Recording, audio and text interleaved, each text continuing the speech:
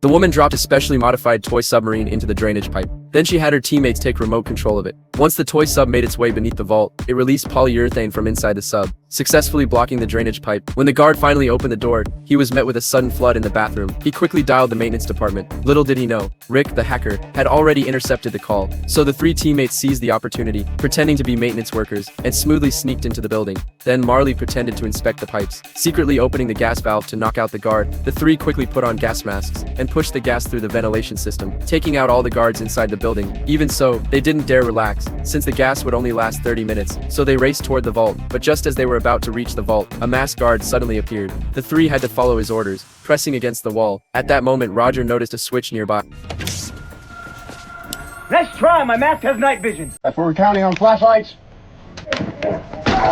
They elbowed the guard with everything they had. Their leader quickly yanked off the guard's gas mask, until the guard passed out completely. Only then did they finally ease up. Then they reached the vault door, pulled out test strips to check the air. After confirming there was no lingering gas, they quickly removed their cumbersome masks. Then Marley pulled out the hacking program and stuck it onto the vault door. Rick, working remotely, got the signal and started hacking immediately. As line after line of code ran smoothly, the vault's code was successfully cracked. And as the vault door slowly creaked open, they were met with stacks of gold inside. But the gold wasn't what they were after. Their target was the priceless diamond scepter. The scepter sat on a pressure sensor. Any change in weight would trigger an alarm. So Rick calculated the scepter's weight based on its dimensions, getting the exact weight down to the ounce. Seeing this, Marley quickly grabbed her tools and adjusted a counterweight to match perfectly. Then she placed the box onto the pressure sensor, successfully lifting the diamond scepter without triggering anything. Just as they were celebrating, the vault door slammed shut suddenly. The pressure sensor still detected a slight discrepancy, and it activated some kind of mechanism. Water suddenly started pouring into the vault through the pipes. As the water level rose rapidly, the three had no choice but to dive underwater. One teammate spotted a sword, but he didn't rush to pry open the door. Instead, he waited until the water was over their heads. Then they used the massive water pressure to force the vault door open. The group, now with the scepter, prepared to make their escape, but guards outside suddenly charged in. They had to retreat temporarily back into the vault. Marley wedged a gold bar into the door lock, trying to hold off the guards in one go. What they didn't anticipate, the security guard planned to use a cutting machine to force open the vault door.